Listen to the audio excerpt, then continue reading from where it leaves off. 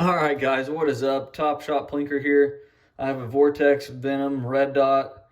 It's a 3 MOA, and I wanted to put it on my Ruger Mark IV Hunter, and I did.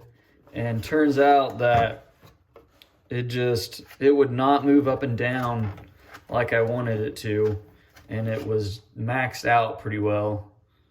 Like you just can't move it very much anymore. Like you can still move it, but the dot was not moving, so it was maxed out for some reason. I don't know if it's something internally or what was going on, but that was just my dilemma. But it says it's made in the Philippines, as you can see there, made in the Philippines. So I mean, I think their quality control has really gone down or something's going on. But basically, yeah, just not very happy with it. It was maxed out. Couldn't get it to sight in on my gun at all. I mean, it was sighted in a little bit, but not to the standard that I want it to be sighted in on.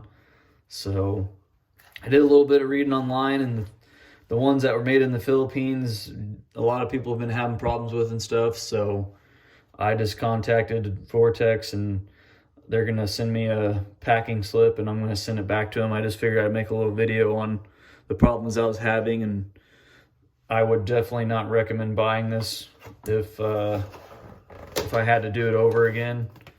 But yeah, just a Vortex Venom red dot 3 MOA. I've never really had any problems with Vortex before, but this is kind of the first. So I just figured I'd share it with you guys. But yeah, Vortex makes some good stuff, but just this, it had to be a quality control or something, or where they're making them at. There's something going on, so really don't know what's going on, but just figured I'd share a little bit of info to help anybody else out if they wanted to buy a Vortex Venom red dot. So, but that's pretty much it. That's all I gotta say. So hopefully you guys like and subscribe, and thanks for watching my video. Take it easy.